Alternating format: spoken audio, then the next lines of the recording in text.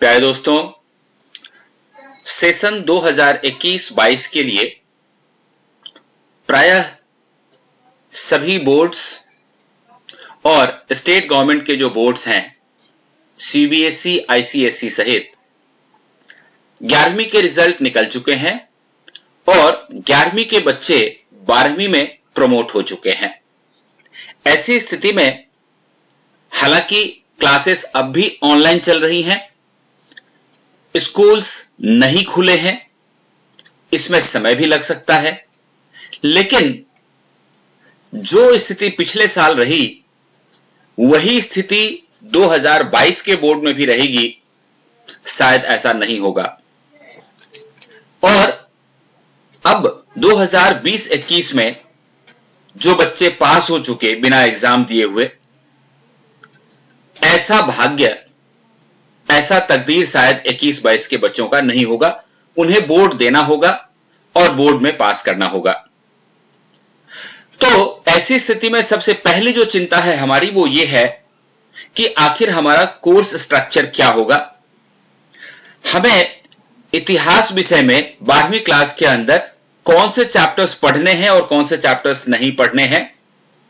तो दोस्तों, मैं आपको बता दूं कि सीबीएसई ने सेशन 2021-22 के लिए अपना कोर्स स्ट्रक्चर तय कर दिया है और आज के वीडियो में हम उसी सिलेबस की चर्चा करेंगे जो 12वीं क्लास के बच्चों को पढ़ना है, जो 2022 में अपना बोर्ड देंगे। तो जहां तक इतिहास का सवाल है, ये देखिए, थियरी पेपर 80 नंबर का होगा, कुल 3 घंटा का पेपर आपका होगा। और पिछले साल क्या हुआ था उसको भूल जाइए, अब क्या करना है 21-22 में इसके ऊपर ध्यान दीजिए, क्योंकि कोरोना की वजह से कई सारे चैप्टर्स 2020-21 के बच्चों के लिए काट दिए गए थे। इस बार वो सारे चैप्टर्स वापस आ चुके हैं। यह आप देख सकते हैं, इतिहास की 3 किताबें हैं हमारे पास, themes in Indian history part 1, part 2 और पार्ट 3। तो भारतीय इतिहास के कुछ विषय पार्ट 1 में चैप्टर नंबर 1 से 4 है। ये आप देख सकते हैं, ये चैप्टर नंबर जिसको कि यूनिट 1, यूनिट 2 से लेकर के और यूनिट 4 तक कहा गया है, ये वाला। तो यूनिट 1 से यूनिट 4 तक बुक 1 में पढ़ाया जाता है और इसमें से आपके पास कुल 24 नंबर का क्वेश्चन बोर्ड में आएगा। दूसरा जो बुक है, ये आप देखिए, themes in Indian history part 2, इसमें कुल चैप्टर नंबर 5, 6, 7, 8 और 9। तो 5 से 9 कुल 5 चैप्टर हैं। पार्ट 1 में 4 चैप्टर और पार्ट 2 में, बुक 2 में आपके पास 5 चैप्टर्स हैं। ये है, आप देख सकते हैं, यूनिट 5 से लेकर के और यूनिट 9 तक। ये जो 5 चैप्टर्स आप पढ़ेंगे तो फिर आपके पास बोर्ड में यहां से 25 नंबर का प्रश्न पूछा जाएगा। इसके बाद जो बुक 3 है, themes in Indian history part 3, भारतीय इतिहास के कुछ विषय भाग 3, इसमें कुल 6 चैप्टर हैं, यूनिट 10 से लेकर के यूनिट 15 तक। और इसका जो वेटेज होगा वो होगा 26 नंबर का, यानी कि 26 नंबर का सवाल बुक 3 से आएगा। और ये आप देख सकते हैं, यूनिट 10 यहां से लेकर के और यूनिट 15 तक। बच्चों की सुविधा के लिए खास बात मैं यही बता दूं यहां पर कि बुक 1 जो है ये एंशिएंट हिस्ट्री है, बुक 2 मिडिएवल हिस्ट्री के साथ डील करता है और बुक 3 मॉडर्न हिस्ट्री के साथ डील करता है। तो आपने देखा, बुक 1 में से 24 नंबर का प्रश्न आएगा, बुक 2 में से 25 नंबर का क्वेश्चन पूछा जाएगा बोर्ड में और बुक 3 से 26 नंबर का क्वेश्चन पूछा जाएगा। मैप वर्क 5 नंबर का पूछा जाएगा। तो इन सबको अगर हम जोड़ देते हैं तो ये बनता है 80 नंबर। और प्रोजेक्ट जो होगा वो 20 नंबर का होगा। तो 80 जोड़ 20 ये कुल 100 नंबर का पेपर आपका आएगा 2022 में, जब आप बोर्ड में अपीयर करेंगे। एक खास बात आप लोग ध्यान देंगे कि यहां पर प्रोजेक्ट वर्क जो इंटरनल असेसमेंट के तौर पे लिखा गया है, पिछले साल तक ऐसा नहीं लिखा जाता था। इसका मतलब यह हुआ कि अब तक ऐसा होता था कि हिस्ट्री का जो प्रोजेक्ट वर्क होता था तो उसमें एक्सटर्नल आते थे, वो आपका वाइवा लेते थे और मार्क्स देते थे।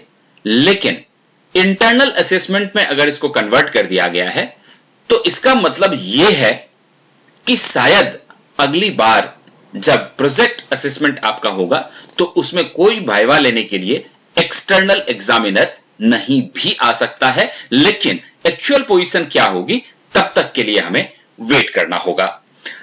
अब मैं आपको दिखा दूं कि किस तरह के प्रश्न यहां पर पूछे जाते हैं आपको, क्योंकि कितना मार्क्स आपको आएगा ये इस बात पर निर्भर करता है कि क्या आपने अच्छी तरह से इस बात को समझा है कि किस तरह के प्रश्न पूछे जाएंगे और उनका वेटेज क्या होगा।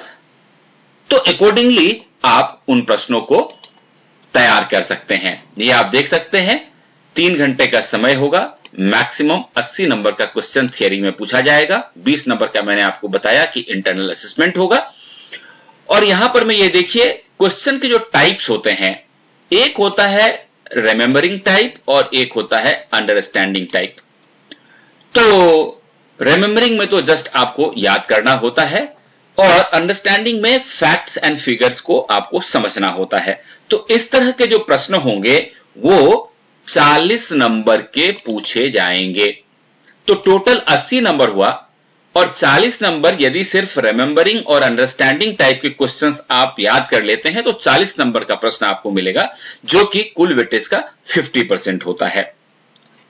दूसरा है एप्लीकेशन बेस्ड क्वेश्चन, यानी कि आपने जो फैक्ट्स, फिगर्स, टेक्निक्स, रूल्स ये सारी चीजें सीखी हैं उनको आप किस तरह से रियल लाइफ में अप्लाई कर सकते हैं, इस तरह से जो प्रश्न पूछे जाते हैं उनका वेटेज होगा 15 नंबर का, यानी कि ये कुल का 18.75% कवर करेगा। तीसरा जो क्वेश्चन होता है वो high order thinking skills type का क्वेश्चन होता है, जिसमें एनालिसिस से संबंधित classification, application, solution, comparison, contrast, differentiation इस तरह के प्रश्न पूछे जाते हैं। और इवैल्यूएशन टाइप भी क्वेश्चन होते हैं, जैसे आर्ग्यू कीजिए, जजमेंट दीजिए, सपोर्ट कीजिए, क्रिटिसाइज कीजिए, जस्टिफाई कीजिए। तो इस तरह के जो इवैल्यूएशन यानी कि मूल्यांकन से जुड़े हुए प्रश्न होते हैं, ये हाई ऑर्डर थिंकिंग स्किल और इवैल्यूएशन ये 20 नंबर के सवाल पूछे जाएंगे, जो कि कुल प्रश्नों का कुल 25% होता है। इसके अलावा जो मैप स्किल बेस्ड क्वेश्चन होगा वो 5 नंबर का होता है, यानी 6.25% हो गया इसका। तो इस तरह से अगर आप remembering, understanding, application, hots, evaluation और मैप स्किल क्वेश्चन को जोड़ दें तो ये कुल 80 नंबर का प्रश्न बनता है, जो कि आपका पूरा 100% हो जाता है। तो दोस्तों ये मैंने आपको बताया कि आखिर आपको पढ़ना क्या है इस बार। तो महत्वपूर्ण बात यह निकल करके आई कि आपको कोई छूट इस बार नहीं है। जो बच्चे 12वीं में प्रमोट हुए हैं और पढ़ रहे हैं उनको तीनों बुक का चैप्टर नंबर 1 से लेकर के चैप्टर नंबर 15 तक सब कुछ पढ़ना है। तो अच्छी तरह से अपनी तैयारी शुरू कर लीजिए। All the best.